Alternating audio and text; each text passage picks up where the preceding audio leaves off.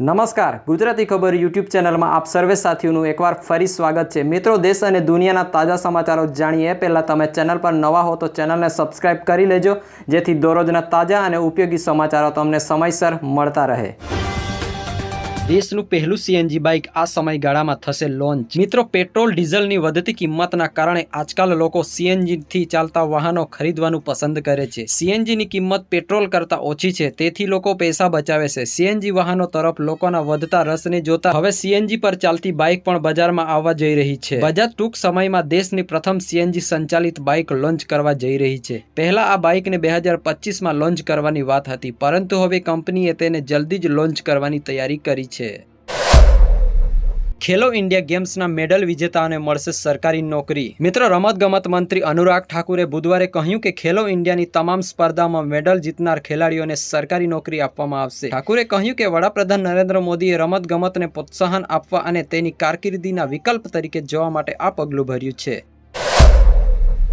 અંબાલાલ પટેલની હજુ એક આગાહી સામે આવી છે। આ જિલ્લાઓમાં જોવા મળશે વેસ્ટર્ન ડિસ્ટર્બન્સની અસર। મિત્રો, ઉત્તર ભારત પરથી પસાર થનાર વેસ્ટર્ન ડિસ્ટર્બન્સની અસર ગુજરાત, પંજાબ, રાજસ્થાન સહિતના રાજ્યોમાં થઈ શકે છે, જેના કારણે ગુજરાતના હવામાનમાં ફેરફાર જોવા મળશે। કચ્છ અને ઉત્તર ગુજરાતના ભાગોમાં ઝાકળ વરસાદ તેમજ હળવો વરસાદ થઈ શકે છે, સાથોસાથ પવન પણ ફૂંકાઈ શકે છે। અંબાલાલ પટેલે આગાહી કરી છે કે તારીખ 18 થી 21 માર્ચ દરમિયાન વધુ એક પશ્ચિમી સિસ્ટમ શરૂ થશે, જેની અસર ઉત્તર અને મધ્ય ગુજરાતના ભાગોમાં અસર જોવા મળી શકે છે। માર્ચ મહિનામાં બંગાળના ઉપસાગર અને અરબી સમુદ્રમાં હલચલ પણ જોવા મળી શકે છે। તેમણે આગાહી કરતા કહ્યું કે તારીખ 15 સુધીમાં પશ્ચિમી સિસ્ટમની અસર દેશના ઉત્તરના પર્વતીય પ્રદેશોમાં થશે।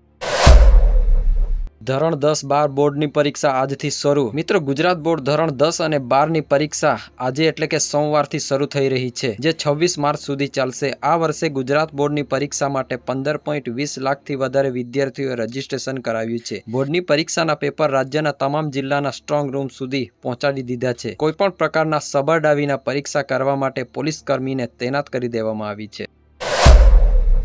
આધાર કાર્ડ લિંક નથી તો હવે અનાજ તમને નહીં મળે। મિત્રો, રાજકોટ સહિત સૌરાષ્ટ્રના 1.38 લાખ રેશન કાર્ડ ધારકોને અનાજ મળતું બંધ થતા કફળી સ્થિતિમાં મુકાઈ ગયા છે। આ લાભાર્થીઓ પરિવારના રેશન કાર્ડ પુરવઠા વિભાગ દ્વારા રદ કરી દેવામાં આવ્યા છે। આધાર કાર્ડ સાથે તેમનું રેશન કાર્ડ લિંક ન હોવાથી તંત્ર દ્વારા તેમને અનાજ વિતરણ બંધ કરી દેવામાં આવ્યું છે, જેને લઈને ગરીબ પરિવાર ભારે હાલાકી ભોગવી રહી છે। સસ્તા અનાજના દુકાનદારો અને સંચાલકો મંડળ દ્વારા લાભાર્થીઓ અનાજથી વંચિત ન રહે તે માટે લિંક કરવા 1 મહિનાનો સમય આપવાની માંગણી કરવામાં આવી છે।